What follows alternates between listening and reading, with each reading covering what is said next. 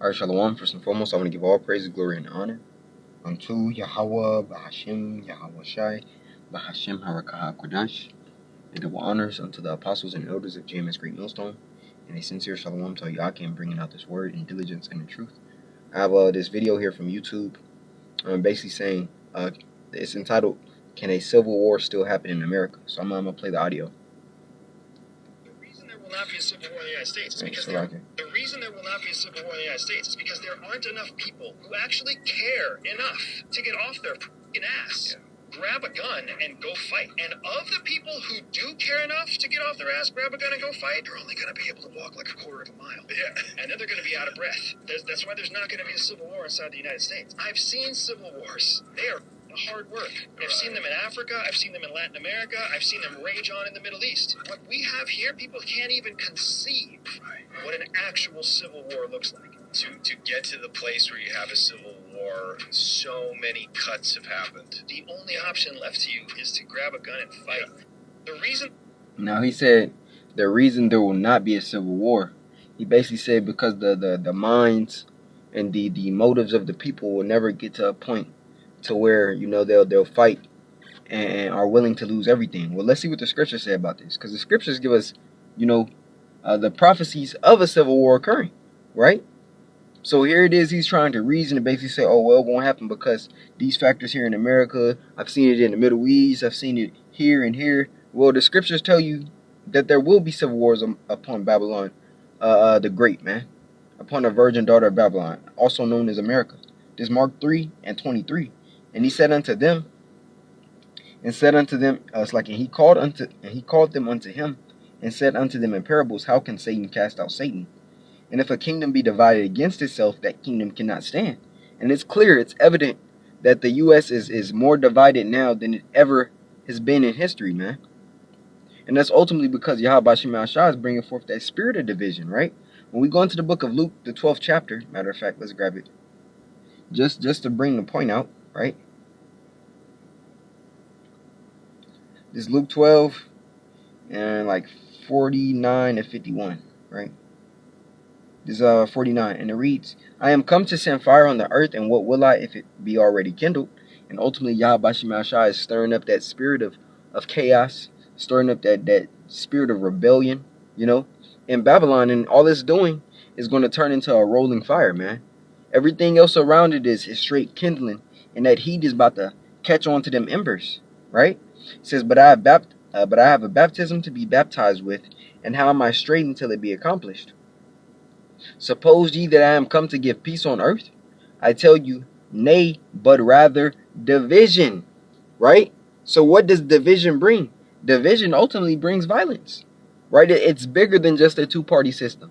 You have a divide, of course, politically, but you also have one concerning the gender of male and female, man. You know, there's a gender war going on right now of men hating or despising women, and women hating and despising men, right? So not only is it political, but it's social, it's monetary, you know, talking about it's a class division. The middle class has basically been wiped out. Now everybody's either just poor or filthy rich. So it's divisions on every single level, man, right?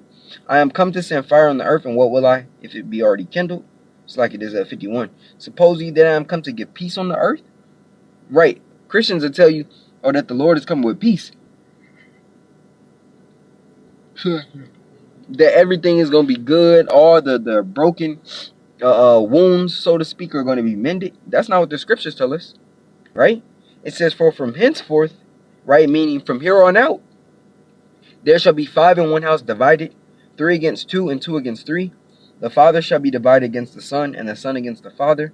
The mother against the daughter, and the daughter against the mother.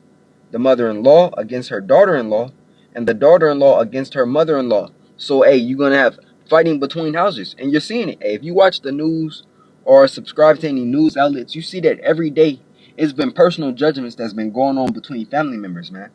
Whether it be the father take out the son and everybody else, and then it's a so-called M suicide, man. Because it's a lot of those.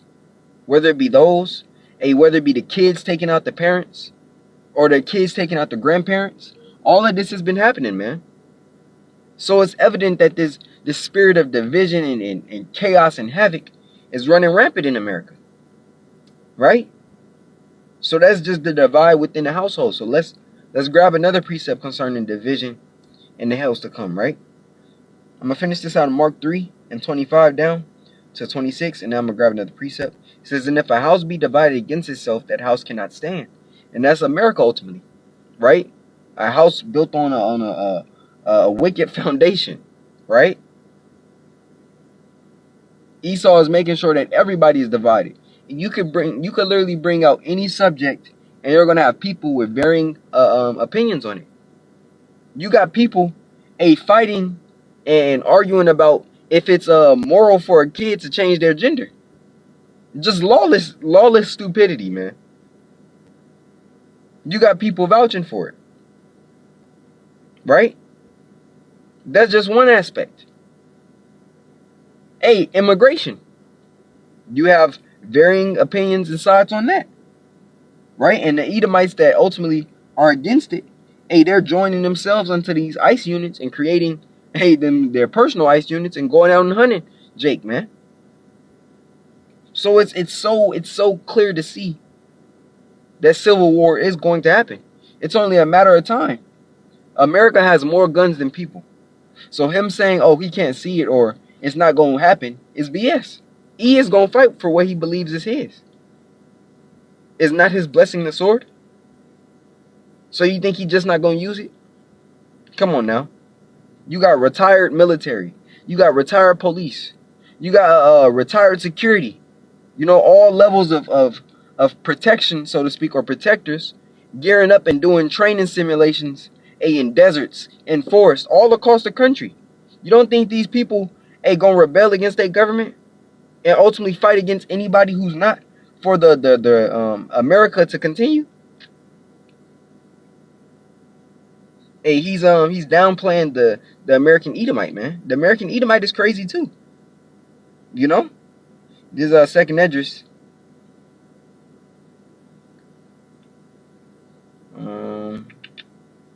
15, so like second Esdras 16. Second Esdras 15, and I'm gonna start here at 14. It says, "Woe to the world and them that dwell therein, for the sword in their destruction draweth nigh, and one people shall stand up and fight against another." Is that not civil war? Right? So the scriptures are clearly telling us that civil war is gonna happen, regardless of what an Edomite who's on the podcast think that he's right, man. Is bound to happen. Right? So let's play it again. And there will not be a civil war in the United States is because there aren't enough people who actually care enough to get off their f***ing ass. Grab a gun and go fight. And of the people who do care enough to get off their ass, grab a gun and go fight, they're only going to be able to walk like a quarter of a mile. Yeah. And then they're going to be out of breath. That's why there's not going to be a civil war inside the United States. I've seen civil wars. They are hard work. I've seen them in Africa. I've seen them in Latin America. I've seen them rage on in the Middle East. What we have... And it's funny because when you go into the comments, people are saying that dude is still working for the 3-letter agencies, right? And it sounds like he is. He's one of those agents, man, right? Basically trying to incite violence, or like, oh, the American people would never do this. Basically to try to rouse it, right? And then somebody else said, thinking he meant to say, "I started them," right? Because we know that Esau, as the scriptures say, we're not ignorant of Satan's devices. We know that go into another country, start up a coup, set up a specific leader, just so that the government can be destroyed internally, man. That's how he gets down. And this dude is an agent for sure. And then the title of it is how the CIA spreads chaos and war around the world. So he has his hand within all world or geopolitical drama, so to speak, man. Right? Continuing in this precept, 2 Esdras 15, "For the sword in their destruction draweth nigh, and one people shall stand up and fight against another, and swords in their hands." The modern day sword is what your gun, right? It says, "For there shall be sedition among men, and invading one another. They shall not regard their kings, nor princes, and the course of their actions shall stand in their power." Meaning what? They're not going to regard, your mayors, your senators, your government representatives, especially the ones that are touchable. He has done it in the past. And we know that when certain laws pass and make it to the Senate, and go to Congress or whatever, certain Edomites are very pissed off at that, man. And they feel like they got to take the power into their own hands.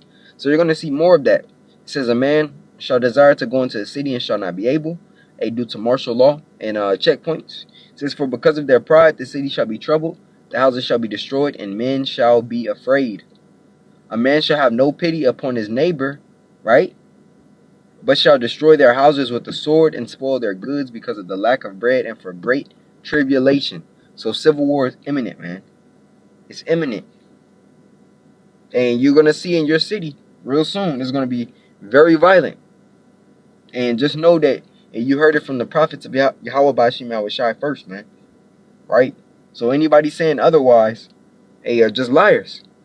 So Lord willing, this quick lesson, Lord willing, this lesson was edifying unto the body. I want to give all praise, glory, and honor unto Yahweh Bahashim Yahushai, Bahashim Harakah Kwadash, and double honors unto the apostles and elders of GMS Great Millstone, and a sincere shalom to Yakim, bringing out this word in diligence and in truth. Shalom.